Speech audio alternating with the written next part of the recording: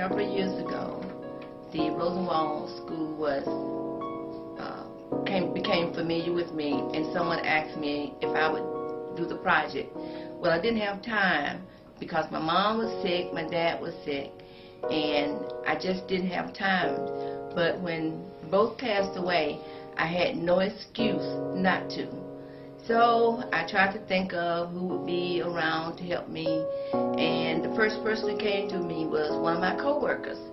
And once she agreed to be a part of the project, I really had no excuse not to. I fought it a long time, but I guess this was something that just was in the plans for me to do. My church was ecstatic about it. My friends were ecstatic about it. But I still wasn't sure until I got my first $10,000 in. And then I said, maybe this wouldn't be such a bad idea.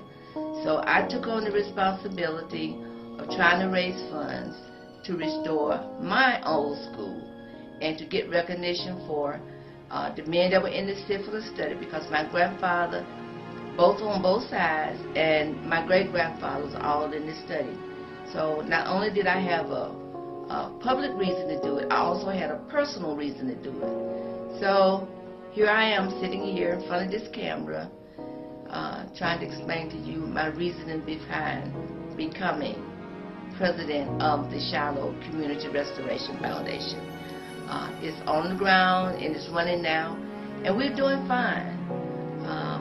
We've made some progress. The school is going to be beautiful when we finish with it, and I think everybody would be proud, even myself, who does not like the limelight. But since this project has been going on, for some reason I have been thrust into the limelight, a place where I never wanted to be.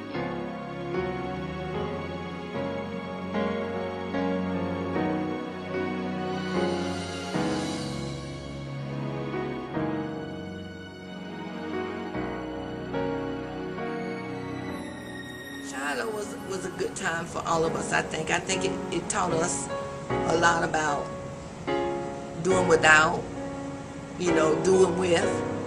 It taught us how to get along with people. It taught us how to appreciate what you have and what you don't have. So Shiloh not only taught us, what you learn in books, it really taught you, how to live. My name is Elizabeth Ware Sims, and I went to the Rosenwald Shiloh School in Notasulga.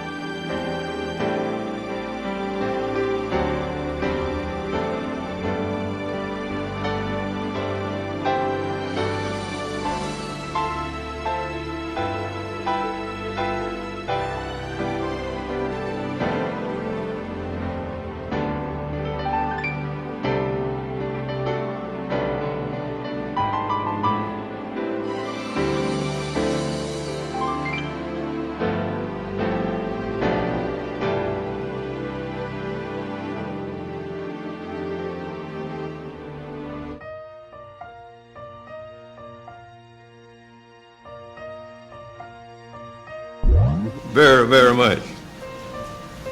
On behalf of all the survivors who have today and those who could not attend, and on behalf of their heirs, my fellow participants who have died, I wish to thank Mr. President Clinton. Thank you very much for inviting us to the White House. It has been over 65 years since we entered the program. We are delighted today to close this very tragic and painful chapter in our lives. We were treated unfairly, to some extent, like guinea pigs. We were not pigs. We were not dancing boys as we were projected in the movie on Miss Evans' Board. We were all hard-working men and not boys, and citizens of the United States. The wounds that were inflicted upon us cannot be undone.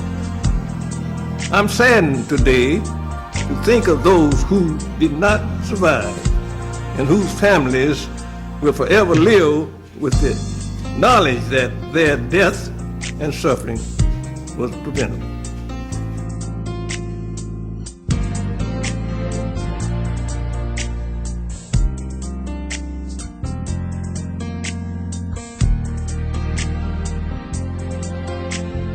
So a quarter of a century after the study ended, President Clinton's decision gathered us here to allow us to finally put this horrible nightmare behind us as a nation, a most welcome decision.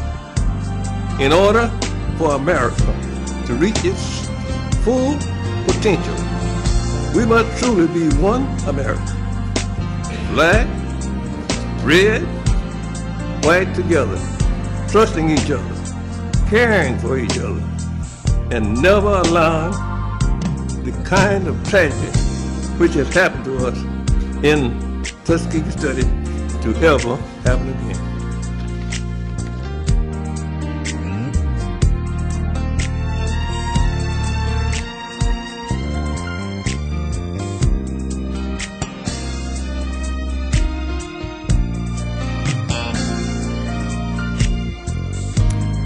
To the survivors, to the wives and family members, the children and the grandchildren, I say what we know.